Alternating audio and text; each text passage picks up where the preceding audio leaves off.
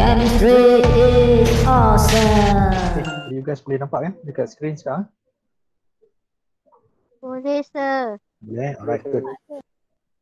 Nampak, Alhamdulillah. So kita teruskan. Okay, tadi kita stop dekat this example sebenarnya.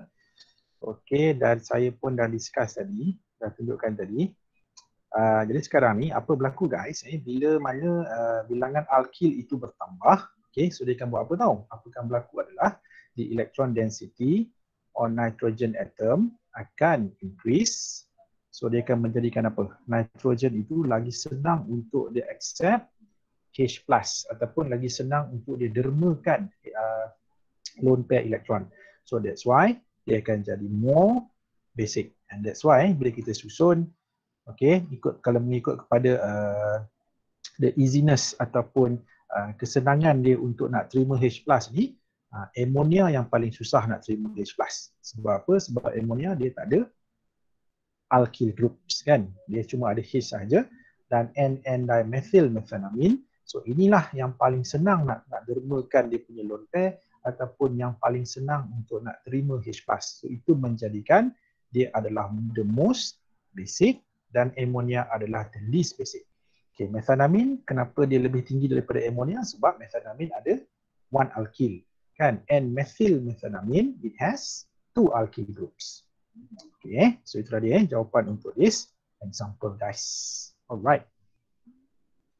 Okay, sikit lagi kita ada contoh yang kedua.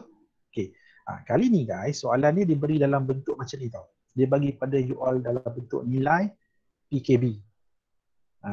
Ini bukan benda baru you dah belajar dalam semester lepas chapter 7 tentang KA dan KB, PKA dan PKB. Sekarang ni apa signifikan dia nilai PKB ni? Kalau kita masih ingat lagi, PKB ni maksud dia kalau dia punya value of PKB is lower, dia punya KB dia adalah besar. Ingat lagi tak apa nilai KB ni? KB adalah mewakili base dissociation constant. Sekarang kita tahu kan ammonia dan amine ni, both of these sebenarnya adalah weak bases. Weak bases. Dia bukan strong base tau. Dia adalah weak bases. Ingat, amines adalah weak bases. Okay, tapi kalau kita compare dengan ammonia, okay, in terms of the PKB values, the PKB values of amine akan lebih rendah daripada ammonia. Menunjukkan apa? Menunjukkan kalau PKB itu rendah, nilai KB dia tinggi. Kan nilai KB ni dia semakin besar nilai KB, apa maksud? Dia punya dissociation dalam air itu makin banyak. Kan? Jadi bila dissociation makin banyak, so dia adalah stronger base. Dia bukan strong base, dia adalah stronger base, stronger weak base. So that's why in this case, the higher the value of KB, so dia punya basicity dia akan increase. So kali ni kalau kita tengok kan, kenapa methanomin mempunyai nilai PKB yang rendah? Sebab dalam methanomin dia ada methyl. Dan methyl ini apa? Methyl ini adalah alkyl groups. Dan alkyl group ni pula apa? Alkyl group ni adalah EDG. Dia adalah electron donating group. Jadi bila ada electron donating group, apa berlaku? Apa yang berlaku adalah electron density on the nitrogen atom of methanomin ini akan bertambah lah. Okay, jadi punya electron density itu akan increase disebabkan oleh the presence the presence of this methyl ni ataupun alkyl ini. Okay, jadi dia akan menjadikan methanomin ini adalah satu compound yang kita katakan sangat mudah untuk dia nak dermakan lone pair ataupun sangat mudah untuk dia nak terima H+. Okay, so that's why in this case methanomin is more basic than ammonia. Okay, clear everyone jadi kita tengok pada ada atau tak ada EDG. Dan kalau dua-dua ada, kita tengok yang mana satu lebih banyak EDG. The more EDG it has, the more basic it is. Okay? Alright, seterusnya Okay. Seterusnya pula tadi apa yang kita bincangkan itu adalah untuk kes apa tahu? Itu adalah untuk kes amine di dalam bentuk gaseous ataupun dalam fasa gas, gaseous phase. Okay, seterusnya kita nak tengok pula what if kalau kita ada aqueous solution of amine ataupun amine dalam aqueous solution. Okay, untuk amine in aqueous solution ini dia berbeza sedikit guys.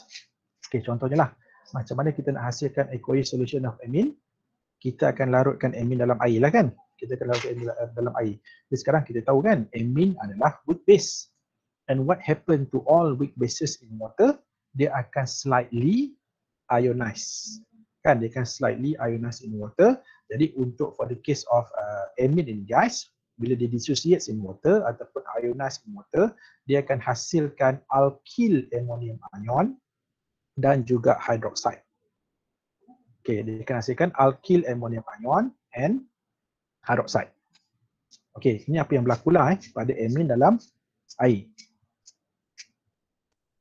Ini secara general kita tengok mengikut classes ni. Okay, contohnya katakanlah let's say kita ada primary amine. Okay, so when it comes to primary amine guys, okay, kita tengok primary amine kan dia ada satu alkyl kan. Dia ada satu alkyl dan kita pun dah tahu alkyl ini apa? Alkyl group adalah electron donating group. Jadi apa yang this alkyl ni akan buat guys, dia macam ni tau. Bila primary amine kita larutkan dalam air pun sama. Okay, dia akan menghasilkan alkyl ammonium ion. Okay, dia akan menghasilkan alkyl ammonium ion yang terhasil daripada mana ni? Apabila ni nitrogen atom ni gives dia punya lone pair electrons pada this H. Nah, nampak tak? Jadi kalau kita tengok dekat sini, okay, so kalau kita tengok dekat sini, you all masih boleh dengar suara saya? Boleh, Sir. Boleh, Sir. Sebab line hari ni agak haywire sikit Dia kejap ada, kejap tak ada ni. Yang Discord, kejap ada, kejap tak ada line ni. Saya takut saya dah lost pula. Okay, boleh clear setakat ni okey lagi kan? Okey. Jadi apa berlaku guys? Bila ada alkyl, okay, so alkyl ini akan menyebabkan nitrogen lagi senang untuk dia nak dermakan lone pair pada H of water molecule. Okay, kalau you guys perasan, cuba saya balik semula pada slide yang awal-awal tadi. Okay, cuba you guys tengok pada this general equation ni. Okay, kalau kita tengok kat sini, dia akan hasilkan apa kat sini? Dia akan hasilkan alkyl ammonium ion kan? Jadi sama juga untuk primary amine guys. Yang maksud primary amine, dia akan hasilkan alkyl ammonium ion. Cuma bezanya bila dia adalah primary, dia ada one alkyl group. Okay, and this one alkyl group, okay, dia akan menyebabkan electron density pada N ini akan increase. So lagi senang untuk dia nak dermakan lone pair pada this H. So bila dia dermakan lone pair, apa berlaku? Dia akan tarik H ni keluar sebagai H plus kan. Jadi H plus akan pergi mana? Dia akan pergi to this N. So that's why kita akan dapat alkyl ammonium ion. And what happened to this OH? So OH akan jadi hydroxide lah. Kan? Jadi OH akan jadi hydroxide ion. Jadi sekarang ini, apa kesan dia tau? Apa kesan dia bila dia ada EDG ni? Dia macam ni tau. Kita tahu alkyl ammonium ion adalah cation. Kan, it is a cation. Dan semua orang pun tahu apa itu cation. Cation adalah positively charged ion kan. Maksudnya dia kurang elektron. Okay, walaupun guys, N dekat sini adalah N+. Tetapi disebabkan oleh this N+ is bonded to this alkyl. Kan, is bonded to this alkyl. Dan kita tahu alkyl pula adalah EDG. So dia akan menyebabkan alkyl ammonium ion ini adalah stable. Dia akan jadi stable. Kenapa? Because even though nitrogen ini jadi plus sebab dia kurang elektron, tetapi the presence of this alkyl group ni akan stabilizekan dia. So dia menjadikan apa? Dia menjadikan primary amine ini dalam air dia sangat suka untuk menghasilkan this alkyl ammonium ion. Sebab apa? Sebab dia adalah stable. Nampak tak dia berbeza dengan bila kita cerita tentang gaseous phase tadi? Ini kita cerita untuk dalam aqueous solution guys. Okay, kita tengok pula seterusnya. Okay, so bila dia adalah stable, so kita boleh katakan dia adalah stronger base lah. Okay, faham kan ini kan? Kita tengok pula yang kedua. Untuk secondary amine, okay, secondary amine, konsep dia sama guys. Benda yang sama juga. Kali ni secondary amine dia ada dua alkyl. So bila ada dua alkyl groups, so apa jadi pada alkyl ammonium ion? So alkyl ammonium ion akan jadi lagilah stable, betul tak? Sebab walaupun here is N, here is positively charged, tetapi this N is bonded to two EDGs. Nah, it is bonded to two alkyl groups. Dia akan menyebabkan this alkyl ammonium ion akan jadi more stable. Tahu, dia jadi more stable than alkyl ammonium ion yang terhasil daripada primary amine. Okay, clear itu untuk secondary. But when it comes to tertiary, saya rasa you dah boleh agak dah apa kan jadi kan. Tertiary lagi stable daripada secondary alkyl ammonium ion. Okay, sebab dia ada 1, 2, 3 and these 3 alkyl groups akan membantu this alkyl ammonium ion untuk jadi more stable. In fact, kalau kita compare antara ketiga-tiga alkyl ammonium ion ini, alkyl ammonium ion yang datang daripada tertiary amine itulah yang the most stable alkyl ammonium ion. Okay guys, jadi maksudnya apa? In this case, tertiary amine adalah dalam aqueous solution, dia yang paling basic lah. Okay, in this case. Nampak tak kan? Okay, jadi the concept dia dekat sini apa tahu? Ingat macam ni. Untuk amines in aqueous solution ini, ingat, dia macam ni tahu. The more number of alkyl group it has, okay, apa akan berlaku? Dia akan menyebabkan the stability of the alkyl ammonium ion juga akan increase. Itu yang kita expect apa akan berlaku kan? Betul tak? Contohnya macam tadi kan, primary, secondary dengan tertiary, dia berbeza bilangan alkyl kan? Bilangan alkyl dia berbeza. Jadi kalau bilangan alkyl dia berbeza, maksudnya kita akan membuat andaian yang mana yang paling banyak alkyl, itu yang paling stable, betul tak? Dia punya alkyl ammonium ion kan? Tetapi guys, apa yang berlaku actually adalah sebaliknya. Sebaliknya. Kenapa saya kata sebaliknya? Dia macam ni tau. However, even though tertiary amine ni, kalau ikut pada apa kita bincang tadi, of course dia akan form satu alkyl ammonium ion yang paling stable, betul tak? Sebab dia ada tertiary, sebab dia ada 3 alkyl groups. Tetapi what happen actually guys, dalam air, this alkyl ammonium ion ini, okay, kita katakan dia adalah mempunyai poor solvation in water. Okay, apa maksud solvation? Solvation ni maksud dia, terlindung pula Kalau you guys nak tahu apa maksud solvation, solvation means the interaction of solvent with dissolved molecules. Maksudnya kalau kita punya molekul itu, okay, dia mempunyai hydrophobic, ingat kita hydrophobic area tu yang besar ataupun banyak, dan kita tu alkyl adalah satu contoh hydrophobic area kan. Kan kita bincang sebelum ni. Kalau kita tengok tertiary amine, the problem with tertiary amine ni, dia ada 3 alkyl tau.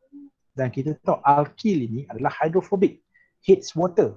Jadi walaupun kalau kita tengok di idea tadi, sepatutnya tertiary amine should be the most basic lah, betul tak? Sebab dia ada 3 alkyl. Tetapi what happen is the other way around. Kenapa? Because in water actually, tertiary amine ini, dia sangat banyak alkyl tu. So bila alkyl itu banyak, dia punya hydrophobic area dia besar, dia akan menyebabkan this tertiary alkyl ammonium ion tadi ni, dia akan menyebabkan dia akan jadi, macam mana nak cakap dia akan jadi menghalang lah, dia akan menghalang this tertiary alkyl ammonium ion untuk untuk dia menjadi sifat basicity dia tu. Jadi that's why in this case, walaupun tadi kita tengok kan, sepatutnya tertiary amine should be more basic, betul tak? Tapi what happen actually sebenarnya adalah tertiary amine is less basic. Tertiary amine is less basic than primary ataupun secondary amine guys. Inilah apa yang berlaku. Nampak tak perbezaan dengan gaseous phase? Kalau dalam gaseous phase ada masalah. Tertiary amine the most basic. Tertiary amine the most basic. Tapi dalam aqueous solution, tertiary amine adalah less basic than primary ataupun secondary amine due to the Due to the larger hydrophobic area. Sebab dia ada 3 alkyl.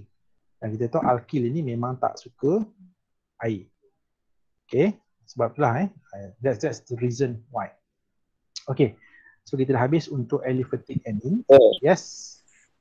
So if we compare secondary and primary means primary is more basic, is it, sir, in water? Ya. Okay, Okay. sir. Ataupun dia macam ni tau. Juga okey ke? Juga? Dah lama tak jumpa you. Okey. Dia macam ni. Dia walaupun dia primary atau secondary ni, dia bergantung kepada alkyl dia juga. The size of alkyl juga. So kita tak boleh buat general conclusion macam tu, tak boleh. Kita kena tengok primary tu apa alkyl dia. Kadang-kadang dia ada satu saja alkyl, tapi alkyl itu besar. Faham tak? So kita kena tengok by case. That's why untuk primary dengan secondary ni kita tak boleh nak buat secara umum lah. Kita kena tengok contoh apa yang diberi, what are given to us. Kalau secondary tu macam mana? Apakah alkyl dia? Adakah alkyl dia kecil ataupun alkyl dia besar? Okay, kita ada masa lebih kurang 15 minutes lagi ni. Kita tengok pula guys untuk basicity of aromatic amines pula. But before this, apa yang kita bincang adalah untuk aliphatic amines tau. Okay, so untuk basicity of aromatic amine ni, dia kalau ikutkan dia lebih kurang sama macam apa yang you guys belajar untuk phenol dan juga carboxylic acid punya acidity tu. Dia bergantung kepada apa tau? Dia bergantung kepada resonance stabilization. Sebagai contoh kalau kita tengok aniline. Kita tahu aniline is one example of aromatic amines kan ni, aniline. Okay, kalau saya draw kat sini. So this is aniline. Okay, so dalam aniline guys, apa yang berlaku adalah kita tahu sekarang ni betul dekat nitrogen ni ada lone pair. Okay, tetapi since this nitrogen is bonded to a benzene ring. Bila dia bonded to a benzene ring, apa yang berlaku adalah sebenarnya guys, this lone pair electrons dia bukan akan static dekat N ni saja tau. This lone pair electron dekat aniline ni dia akan berlaku delocalization. Di mana this lone pair electrons akan delocalize ke mana? Daripada N dan dia akan pergi ke benzene ring ini. So bila ini berlaku guys, apa jadi pada electron density pada N? Apa akan jadi? Apa akan jadi kalau lone pair itu berlaku delocalization? So dia akan menyebabkan electron density pada N akan decrease. Nampak tak? Sebab apa? Sebab elektron lone pair tu dia tidak akan sentiasa berada dekat N tau. Dia akan delocalize dekat N and then dia akan pergi dekat ring. So ini menjadikan apa? Dia menjadikan untuk case aromatic amine ini guys, dia akan menjadikan nitrogen to be less effective as an electron donor. Ataupun senang cerita, nitrogen tu susah untuk dia nak terima ataupun accept this H+. Nampak dia berbeza dengan aliphatic tadi. Kan? Aliphatic amine tadi bila ada EDG akan increase, kan? Akan increase basicity. Tapi for the case of aromatic amines such as aniline ni, bila ada N2 is bonded to a benzene ring, so electron pair tu dia akan delocalize antara N dan juga the benzene ring. Okay, so inilah apa yang berlaku basically guys. Sekarang kita tahu kan, asalnya dekat N ni kan ada lone pair. Yeah.